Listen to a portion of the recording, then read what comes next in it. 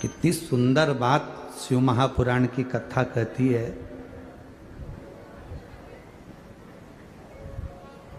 आप जब उन्नति की सीढ़ी पर चढ़ रहे हो और परिश्रम कर रहे हो और मेहनत कर रहे हो, आप जब विकास की ओर आगे बढ़ रहे हो, उन्नति की ओर आगे बढ़ रहे हो, मेहनत कर रहे हो, परिश्रम कर रहे हो, और तुम्हारे परिश्रम को देखकर, तुम्हारी मेहनत को देखकर अगर कोई हंसे नहीं तो समझ लेना कि तुम सफल नहीं हुए।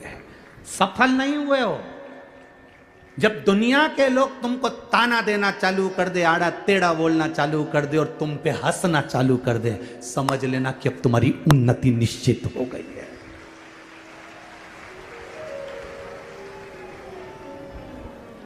बोल बम का नारा है, अब तुम्हारी उन्नति निश्चित हो गई है। अब तुम उन्नति की, अभी तक लोग, जब तुम मेहनत कर रहे थे तो तुम पर लोग हंस नहीं रहे थे, ताना नहीं दे रहे थे, गालियां नहीं दे रहे थे, अपशब्द नहीं कर रहे। अब दुनिया, जब कोई ना तुम पर हंसे, कोई तुम पर उंगली भी ना उठाए, कोई तुम पर अपशब्द भी ना कहे, कोई तुम पर ताने भी ना दे, तब समझ लेना कि तुमने कोई तरक्की नहीं करी। अब जब तुमको लोग गालियां देने लगे, ताने देने लगे, अपशब्द कहने लगे, तब समझना कि मेरे भोलेनाथ ने हाथ पकड़ लिया, अब मतलब मैं उन्नति की ओर बढ़ना चालू हो गया हूँ। इसलिए मेरी बुराई होने लगी, मुझे लोग अपशब्द कहने लगे, मुझे लोग ताने देने लगे, मेरी अब उन्नति की ओर में बढ़ना प्रारंभ कर दिया हूँ। हमें क्या लगता है कि हमें लोग गाली दे रहे हैं, हमें लोग अपशब्द कर रहे हैं, हमें लोग ताने दे रहे हैं, मतलब मैंने कुछ गलती, ना ना ना, आपको दे दिया ना गाली, लोगों ने अपशब्द कह दिया ना, ताने दे दिया ना, समझ लो कि आगे बढ़ गए। जिस बहू को सास के अपशब्द ज्यादा मिलते हैं, वो बहू जिंदगी में कभी हार नहीं मानती, उन्नति की ओर बढ़ती चली जाती। ताने मिलेंगे ना आपको, अपशब्द मिलेंगे ना आपको, आप क्यों हारते हो? आपकी सास ने कुछ कह दिया, आपकी हिम्मत हार गई। आपको सास ने कह दिया कि तू तो बेकार है और तेरी जिंदगी भी बेकार निकलेगी, तो तुम ये हिम्मत मत हारना, तुम्हारी सास तुमको पक्का कर रही है, पक्का। चलो जी जियो, आप में से कितनी लोग हैं जो पापड़ बनाती हैं? कभी पापड़ बनाया है? पापड़ चने का, मूंग का बनाया? सबने हाथ ऊंचा करो, किस किसने बनाया है? जरा बनाया है? धर लो धर लो धर लो, बहुत बढ़िया। हमने भी बहुत बनाया हो, ठीक है। हम नहीं बनाया। पापड़ बनाने वाली माताएं जानती है कि जो वो पापड़ का जो आटा होता है ना, उसको चने की दाल का जो आटा होता है, उड़द की दाल का, मूंग की दाल का जो आटा होता है, उसको अच्छा मसने के बाद उसको कूटना पड़ता है। जितना कूटेंगे ना तो वो जो लोई होती है ना, बेलते समय फटती नहीं है। बोलो सही है कि गलत है? अच्छे से बोलो जरा, दमदारी से। पापड़ के आटे को उसनने के बाद अच्छे से कूटो, कूटोगे तो जो लोई है ना, जिसको तुम धागे से काटती हो,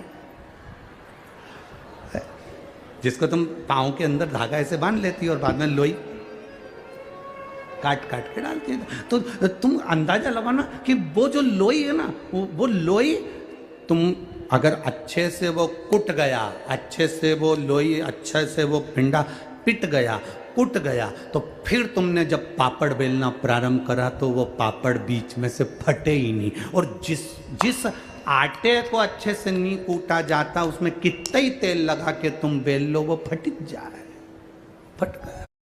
जेन ज़ी वर्सेस मिलेनियल्स, चलिए देखते हैं इन दोनों जनरेशन्स में कुछ कॉमन है भी या नहीं। आप किसी को कॉल कैसे करते? जिस आटे को अच्छे से वो लोई, अच्छे से वो पिंडा पिट गया, कुट गया, तो फिर तुमने जब पापड़ बेलना प्रारंभ करा तो वो पापड़ बीच में से फटे ही नहीं। और जिस आटे को अच्छे से नहीं कूटा जाता, उसमें कितना ही तेल लगा के तुम बेल लो, वो फट जाए, फट गया। वो फटे बीच में से, बार बार फटे, बार। बस जब लोगों के अपशब्द मिल रहे हों, लोग हंस रहे हों, ताने दे रहे हों, आड़ा टेढ़ा कह रहे हों, समझ लेना मेरा भगवान तुमको पापड़ की लोई को कूट रहा है। जब कूटेगा, बिलेगा, ऐसा जोरदार बिलेगा कि कभी नहीं फटेगा, फिर वो आनंद में पड़ जाएगा।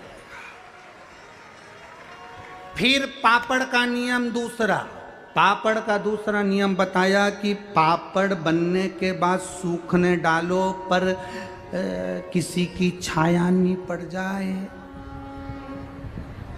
समझ गई हो क्या है? बोलना तो नहीं पड़ेगा।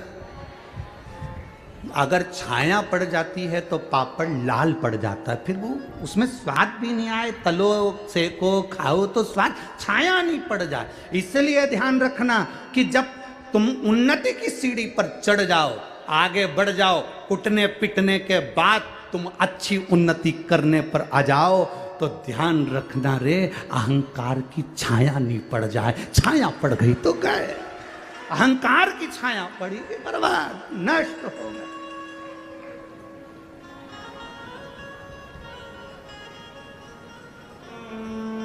छाया ना पड़े, अभिमान, अहंकार, अभिमत्ता, अहम कि जब छाया पड़ती है तो बर्बादी का सिरा प्रारंभ हो जाता है। बर्बादी के सिरे की ओर हम बढ़ जाते हैं।